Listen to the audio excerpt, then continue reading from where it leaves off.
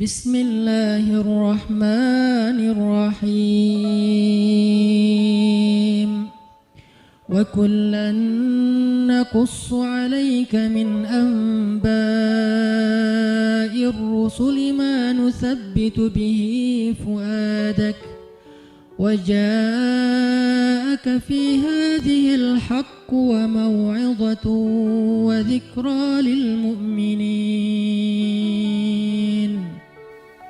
Dan semua kisah-kisah Rasul kami ceritakan kepada engkau Muhammad, agar dengan kisah itu kami teguhkan hatimu, dan di dalamnya telah diberikan kepada engkau kebenaran, nasihat, dan juga ada peringatan bagi orang-orang yang beriman. Bismillahirrahmanirrahim. Nahnu naqussu 'alaika ahsanal qasasi bima awhayna ilaika hadzal Qur'an wa in kunta min qablihi laminal ghafilin. Kami menceritakan kepada engkau Muhammad kisah yang paling baik dengan mewahyukan Al-Quran ini kepadamu, dan sesungguhnya sebelum itu engkau termasuk orang-orang yang tidak mengetahui. Shadaqallahul azim. Teman-teman sekalian, alhamdulillah kita bisa kembali bertemu dan bermajelis dalam halaqah ilmu setiap Rabu malam ini. Dan di akhir tahun ini kita memulai satu halaqah baru dalam kajian sharing Rabu malam, yaitu halaqah Darsus Sirah atau mempelajari Sirah Nabawiyah. Kita coba untuk mendalami kisah-kisah atau cerita dan sejarah dari kehidupan orang yang paling mulia, yang paling agung, yang rasa-rasanya gak ada yang lebih pantas untuk kita pelajari kehidupannya dan kita kenal sosoknya daripada Muhammad Rasulullah SAW. Sampai targetnya apa? Sampai kita bisa mengenal Nabi lebih daripada kita mengenal keluarga kita. Itu baru kita disebut dengan orang yang mencintai Nabi. Jadi kalau kita bilang mencintai Nabi tapi kita gak terlalu kenal Nabi, cuman tahu namanya dan tahu sepenggal dua penggal kisah yang gak terlalu jelas tentang beliau, kayaknya ucapan kita itu belum terbukti. Karena orang yang mengenal seseorang baru disebut mengenal kalau dia tahu betul tentang cerita orang itu. Misalnya kita mengatakan saya kenal fulan, saya sahabatnya fulan, apalagi sampai mengatakan saya mencintai fulan. Kita gak mungkin mengatakan itu kalau kita gak kenal orangnya. Kalau sampai kita mengklaim mengenal Nabi tapi kita gak tahu apa-apa tentang Nabi kecuali secuil kisah, berarti jangan-jangan kita belum jujur. Nah, harusnya seperti apa kita mengenal Nabi? Kalau seandainya kita mau melihatnya dari angle yang benar, harusnya kita mengenal Nabi lebih daripada kita mengenal keluarga kita. Karena ketika Umar bin Khattab datang kepada Nabi dan mengatakan, "Ya Rasulullah, aku mencintaimu lebih daripada apapun selain diriku," maka Nabi mengatakan, "Belum cukup wahai Umar." Lalu Umar meralatnya mengatakan, "Aku mencintaimu lebih daripada diriku sendiri," maka kata Nabi, "Al-an ya Umar, sekarang baru cukup wahai Umar." Salah satu pelajaran dalam adegan itu adalah harusnya kita mengenal Nabi bahkan lebih daripada diri kita sendiri. Kita mengenal Nabi lebih daripada keluarga kita. Seperti apa kita mengenal ibu kita, ayah kita, pasangan kita buat yang udah punya pasangan, atau anak-anak kita. Maka kita belajar mengenal Rasulullah SAW lebih daripada mereka semua. Seorang ibu tahu betul karakter anaknya. Seorang ayah tahu betul tentang kebutuhan anak-anaknya. Seorang suami atau istri tahu betul tentang sifat pasangannya. Anak tahu betul apa yang baik untuk orang tuanya, apa yang menyenangkan hati orang tuanya, dan seterusnya. Maka harusnya kita lebih tahu betul tentang Nabi daripada keluarga kita.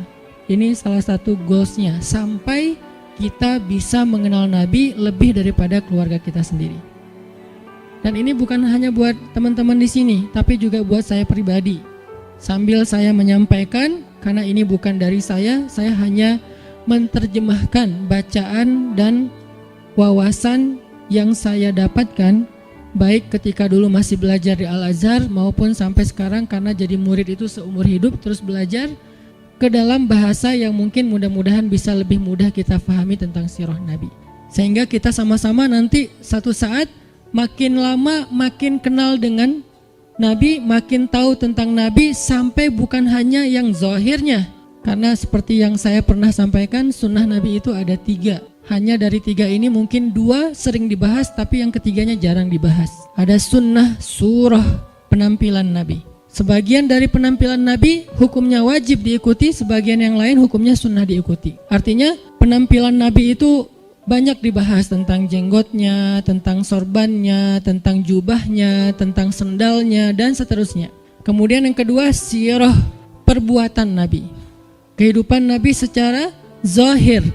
Cara tidur Nabi, cara berdiri Nabi, cara jalan Nabi, sikap Nabi, marah Nabi, dan seterusnya. Sirah aktivitas Nabi, termasuk jihadnya Nabi, dakwahnya Nabi, kehidupan pribadi beliau, kehidupan keluarganya, kehidupan masjidnya, kehidupan tetangganya, kehidupan masyarakatnya, dan seterusnya. Sirah itu banyak dibahas, dan sekarang pun kita sedang membahas itu. Tapi ada satu hal yang jarang dibahas, sarirahnya Nabi. Jadi ada surah, ada sirah, ada sarirah, perasaan Nabi.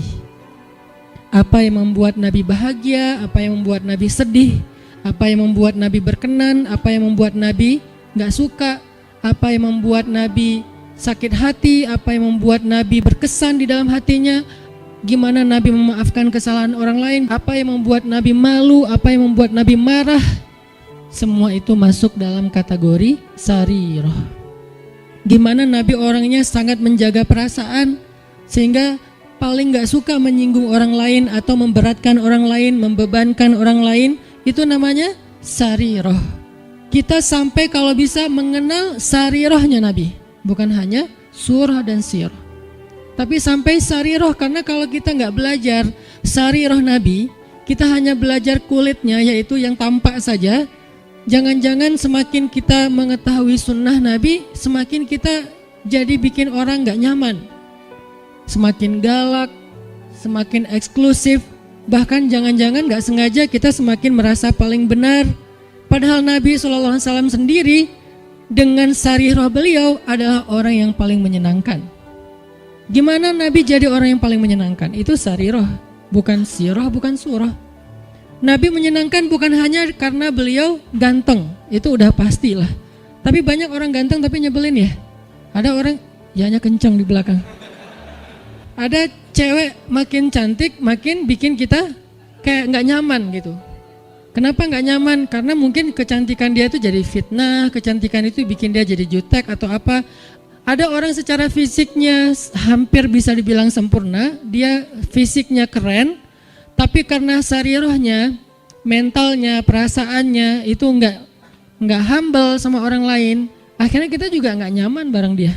Makanya ada orang memilih pasangan, walaupun yang tampak duluan itu fisik, tetapi kadang-kadang ada orang yang kayaknya pasangannya biasa banget, tapi dia kayak happy banget sama orang itu. Kenapa?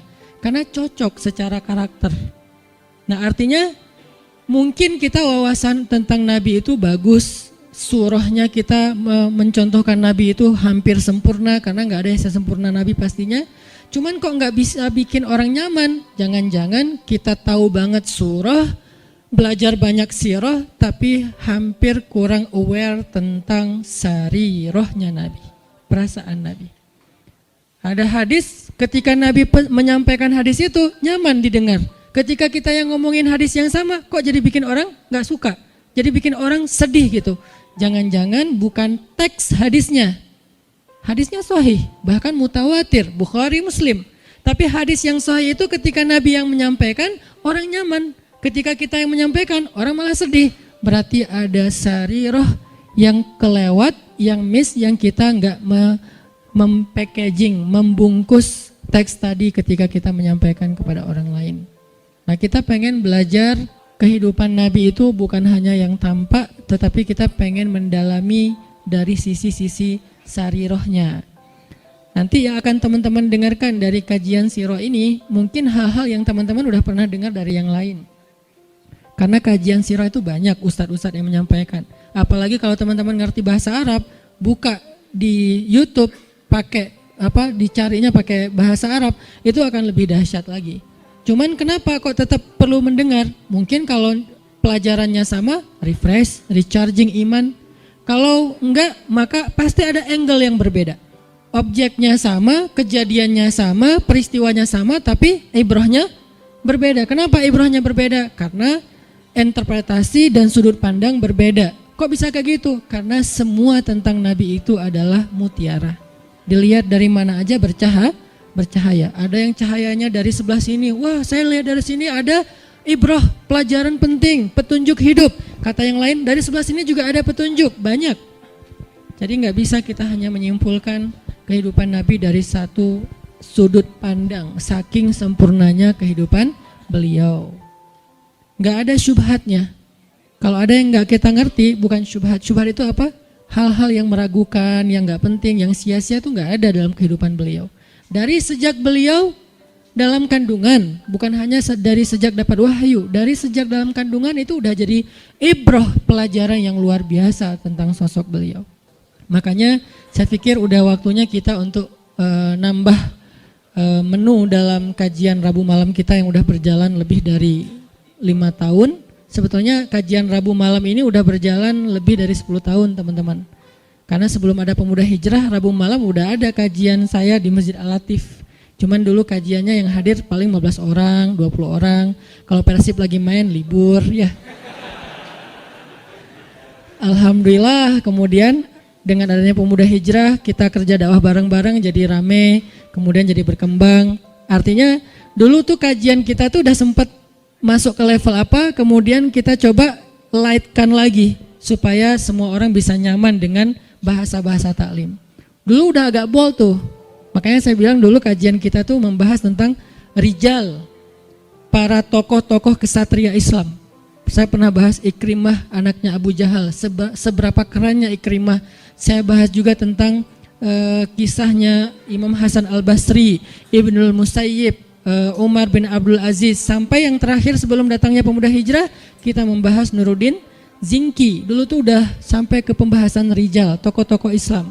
Tapi karena kebutuhan dakwah dengan segmen yang lebih luas, kita pakai menu yang lebih light lagi. Sekarang cengeknya dikurangin, ya. Jadi light, jadi semua orang bisa makan, anak kecil juga bisa makan nasi gorengnya. Tapi itu udah berjalan 5 tahun. Sekarang saatnya pakai tambahan cengek, lebih lada dikit. Supaya apa? Supaya lebih nikmat, supaya lebih kerasa. Nah ini kita tambahin dengan sirah. Saya pikir semua teman-teman yang hadir di sini adalah orang-orang yang udah lama ngaji, udah rajin ngaji, udah ngejar taklim. Yuk belajar sirah sama-sama sampai kita mengenal sosok Nabi seperti kita mengenal keluarga kita.